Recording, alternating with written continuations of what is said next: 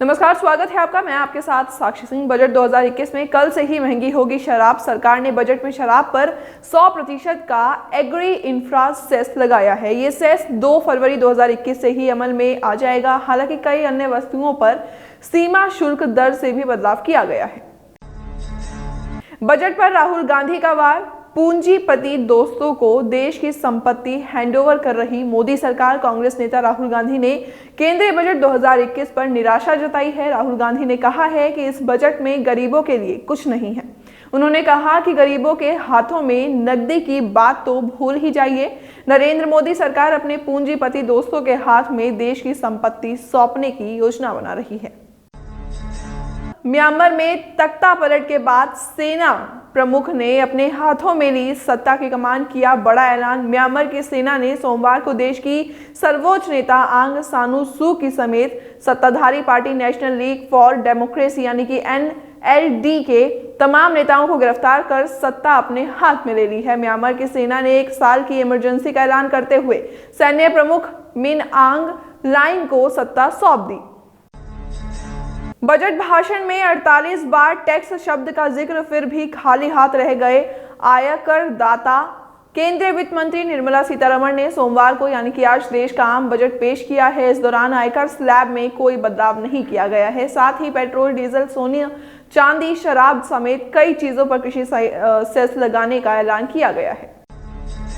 Budget को share बाजार की सलामी। सेंसेक्स में 1650 अंकों की उछाल। वित्त मंत्री निर्मला सीतारमण के लोकसभा में 2021 का बजट पेश करने के बाद शेयर बाजार में जबरदस्त उछाल देखा गया।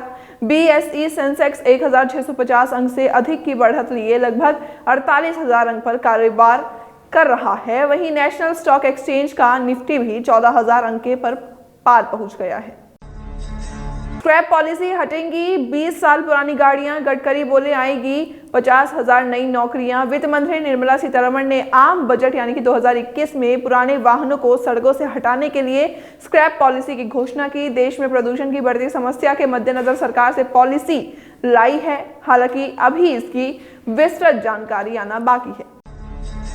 बैड बैंक की ओर बढ़ रही है सरकार। NPA में फंसे बैंकों का होगा उद्धार। ऋणदाता काफी समय से बैड बैंक की स्थापना की मांग कर रहे हैं, जिससे इन कठिन समय में उनका डूबे कर्ज का दबाव कुछ कम हो सके। इसे तरह के बैंक से पहले दुनिया भर में काम कर रहे हैं। बंगाल से असम तक चुनावी राज्यों को मोदी सरकार ने बजट में दी ये बड़ी सौगातें। निर्मला सीतारमण ने अपने बजट भाषण में बताया, तमिलनाडु में नेशनल हाईवे प्रोजेक्ट यानी कि 1 लाख करोड़, इसी में इकोनॉमिक कॉरिडोर बनाए जाएंगे। केरल में 11 किलोमीटर लंबा नेशनल हाईवे बनाया जाएगा, जिस पर 65,000 करोड़ रुपए खर्च होंगे। केंद्र सरकार के बजट पर CPM ने बड़ा हमला किया। लेफ्ट नेता मोहम्मद सलीम अली ने कहा है कि इस बजट में रेल, बैंक, बीमा, रक्षा और स्टील सब कुछ सरकार बेचने जा रही है। ये बजट है या OLX। CPM नेता सलीम अली ने बजट की कड़ी आलोचना की है। विराट और अनुष्का शर्मा ने बेटी का नाम रखा वामिका। एक्ट्रेस अनुष्का शर्मा और क्रिकेट विराट कोहली इन दिनों हैप्पी स्पेस में हैं। वो अपनी बेटी संग स्पेशल टाइम एंजॉय कर रही हैं। अनुष्का ने 1 फरवरी को अपनी नन्ही परी का नाम भी फैन संग साझा किया। ब्रीफकेस से वाया लाल पोटली मेड इन इंडिया टैबलेट में आया देश का बजट 2021 के पेश होने से पहले जो सबसे खास बात नजर आई वो ये कि जो बजट पहले ब्रीफकेस से होते हुए वही खाता तक पहुंचा, जो अब जमाने के हिसाब से टैबलेट में समा गया है। वैक्सीन डिप्लोमेसी में भारत का दबदबा। पाक को मिलेगी हमारी कोरोना वैक्सीन। भारत की कोरोना वैक्सीन के लिए सभी देश मांग कर रहे हैं। पाकिस्तान भी भारत में बनी कोरोना वैक्सीन मांगने के लिए तैयार है। पाकिस्तान के लिए भारतीय टीका सस्ता पड़ेगा, जबकि वो किसी और देश से लोग तो उसे वैक्सीन की ज्यादा कीमत चुकानी पड़ेगी। पाकिस्तान को भारत में बनी कोरोना वैक्सीन अंतर्राष्ट्रीय स्तर पर बनी कोवैक्सीन एयरलाइंस के जरिए मिलेगी। पाकिस्तान के अलावा भारत कई अन्य देशों को भी वैक्सीन देगा। बजट 2021 में 100 नए सैनिक स्कूल शिक्षा आएगा। जानिए शिक्षा जगत को क्या मिला है। न्यू एजुकेशन पॉलिसी आने के बाद से ही शिक्षा बजट को लेकर सरकार से बड़ी उम्मीदें की जा रही थी। सरकार ने बजट का पिटारा आज खोला है, जिसमें शिक्षा को लेकर नई योजनाएं सामने आई हैं। वित्त मंत्री निर्मला सीतारमण ने शिक्षा जगत में कुछ नई घोषणाएं की हैं। उन्होंने कहा कि इस वित्त वर्ष में ही देश में करीब 100 नए सैनिक स्कूल बनाए जाएंगे। इसके अलावा लेह में केंद्रीय यूनिवर्सिटी बनाने जाने का ऐलान भी किया है। आदिवासी इलाके में एकलव्य स्कूल खोला जाएगा। हायर एजुकेशन कमीशन का गठन जल्द होगा।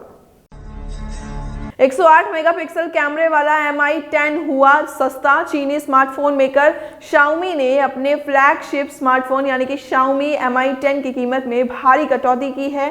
कंपनी के इस प्रीमियम स्मार्टफोन पर 5,000 रुपए की कटौती की गई है।